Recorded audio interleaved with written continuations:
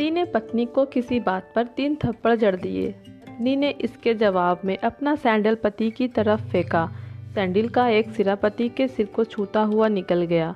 मामला रफा दफा भी हो जाता, लेकिन पति ने इसे अपनी तौहीन समझी। रिश्तेदारों ने मामला और पेचीदा बना दिया। ना सिर्फ पेचीदा बल्कि संगीन। सब रिश्तेदारों ने इसे खानदान की नाक कटना कहा। यह भी कहा कि पति को सैंडल मारने वाली औरत ना वफादार होती है ना पतिव्रता। लड़के ने लड़की के बारे में और लड़की ने लड़के के बारे में कई और असुविधाजनक बातें कहीं। मुकदमा दर्ज कराया गया। पति ने पत्नी की चरित्रहीनता का तो पत्नी ने दहेज उत्पीड़नता का मामला दर्ज कराया। 6 साल तक शादीशुदा जीवन बिताने और एक बच्चे के माता पिता होने के बाद आज दोनों में तलाक हो गया। पति पत्नी के हाथ में तलाक के कागजों की पर्ची थी। दोनों चुप थे, दोनों शांत थे, दोनों निर्विकार। मुकदमा 2 साल तक चला था। अंत में वही हुआ जो सब चाहते थे, यानी तलाक। यह महज इत्तेफाक ही था कि दोनों पक्षों के रिश्तेदार एक ही टी स्टॉल पर बैठे कोल्ड ड्रिंक्स लिया। यह भी महज इत्तेफाक ही था कि तलाकशुदा पति पत्नी एक ही मेज के आमने सामने जा बैठे, लकड़ी की बेंच, और वह दोनों। कंग्रेचुलेशन, आप जो चाहते थे वही हुआ, स्त्री ने कहा। तुम्हें भी बधाई हो, तुमने भी तो तलाक देकर जीत हासिल की, पुरुष बोला। तलाक क्या जीत का प्रतीक होता है? स्त्री ने पूछा। तुम बताओ। पुरुष के पूछने पर स्त्री ने नहीं जवाब दिया। वह चुपचाप बैठी रही। फिर बोली, तुमने मुझे चरित्रहीन कहा था। अच्छा हुआ अब तुम्हारा चरित्रहीन स्त्री से पीछा छूटा। वह मेरी गलती थी, मुझे ऐसा नहीं कहना चाहिए था, पुरुष बोला। मैंने बहुत मानसिक तनाव झेली है। स्त्री की आवाज़ सपाट थी, ना दुख ना गुस्सा। जानता हूँ, पुरुष इसी हथियार से स्त्री पर वार करता है जो स्त्री के मन और आत्मा को लहूलुहान कर देता है। तुम बहुत उज्जवल हो। मुझे तुम्हारे बारे में ऐसी गंदी बात नहीं करनी चाहिए थी। मुझे बेहद अफसोस है, पुरुष ने कहा। स्त्री चुप रही। उसने एक बार पुरुष को देखा। कुछ पल चुप रहने के बाद पुरुष ने गहरी सांस ली और कहा, तुमने भी तो मुझे दहेज का लोभी कहा था। गलत कहा था, पुरुष की ओर देखती हुई स्त्री बोली। कुछ देर चुप रही, फिर बोली, मैं कोई और आरोप लगाती, लेकिन मैं नहीं। प्लास्टिक के कप में चाय आ गई उसी वक्त। स्त्री ने चाय उठाई।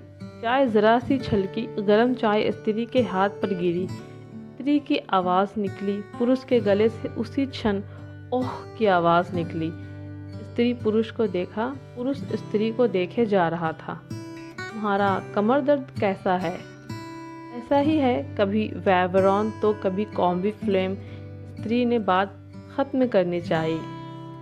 तुम एक्सरसाइज भी तो नहीं करती, पुरुष ने कहा। तो ज़रा सी हंसी हंस दी। तुम्हारे अस्थमा की क्या कंडीशन है? फिर अटैक तो नहीं पड़े? स्त्री ने पूछा। अस्थमा, डॉक्टर सूरी ने मेंटल स्ट्रेन कम करने को कहा है, पुरुष ने जानकारी दी। स्त्री ने पुरुष को देखा। देखती रही एकटक, जैसे पुरुष के चेहरे पर छुपे तनाव को पढ़ रही हो। इनहेलर तो लेते रहते हो ना? स्त्री ने पुरुष के चेहरे से नजरें हटाई और पूछा।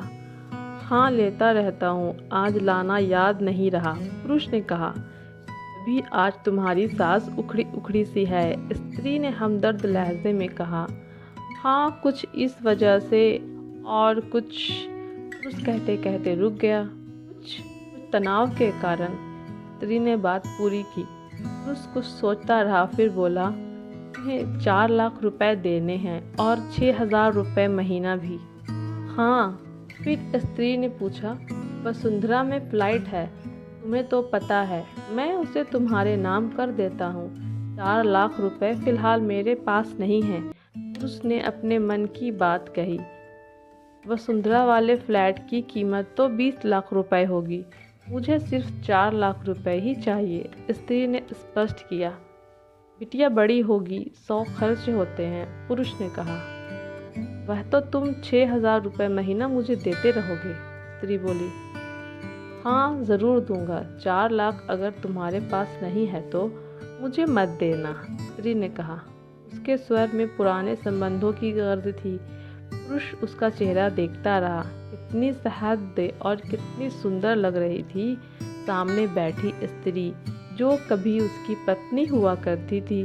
स्त्री पुरुष को देख रही थी और सोच रही थी, इतना सरल स्वभाव का है यह पुरुष, जो कभी उसका पति हुआ करता था।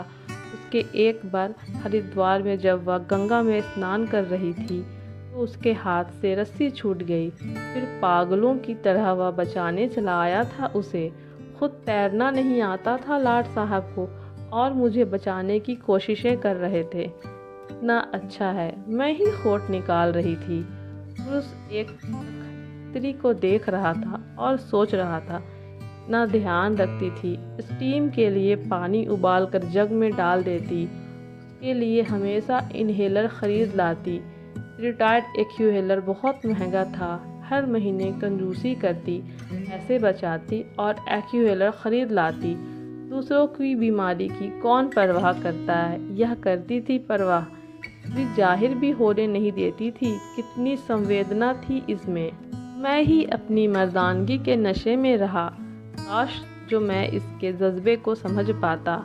दोनों चुप थे, बेहद चुप, दुनिया भर की आवाज़ों से मुक्त होकर खामोश। दोनों भीगी आंखों से एक दूसरे को देखते रहे। मुझे एक बात कहनी है, उसकी आवाज़ में झिझक थी। कहो, स्त्री ने सजल आंखों से उसे देखा। डरता हूँ, पुरुष ने कहा। डरो मत, हो सकता है तुम्हारी बात मेरे मन की ही बात हो, स्त्री ने कहा। तुम बहुत याद आती रही, पुरुष बोला। तुम भी, स्त्री ने कहा। मैं तुम्हें अभी भी प्रेम करता हूँ। मैं भी, स्त्री ने कहा। दोनों की आंखें कुछ ज़्यादा ही सजल हो गई थी। दोनों की आवाज़ जज्बाती और चेहरे मासूम। क्या हम दोनों जीवन को नया मोड़ नहीं दे सकते? पुरुष ने पूछा। कौन सा मोड़? हम फिर से साथ साथ रहने लगे, एक साथ पति पत्नी बनकर, बहुत अच्छे दोस्त बनकर। यह पेपर? स्त्री ने पूछा। फाड़ देते हैं, पुरुष ने कहा और अपने हाथ से तलाक के कागजात फाड़ दिए। फिर स्त्री ने भी वही किया। दोनों उठ खड़े हुए, एक दूसरे के हाथ में हाथ डालकर मुस्कुराए। दोनों पक्षों के रिश्तेदार हैरान परेशान थे। दोनों पति पत्नी हाथ में हाथ डाले घर की तरफ चले गए। घर जो सिर्फ और सिर्फ पति पत्नी का था। पति पत्नी में प्यार और तकरार एक ही सिक्के के दो पहलू हैं। ज़रा सी बात पर कोई ऐसा फैसला ना लें कि आपको ज़िंदगी भर अफसोस हो।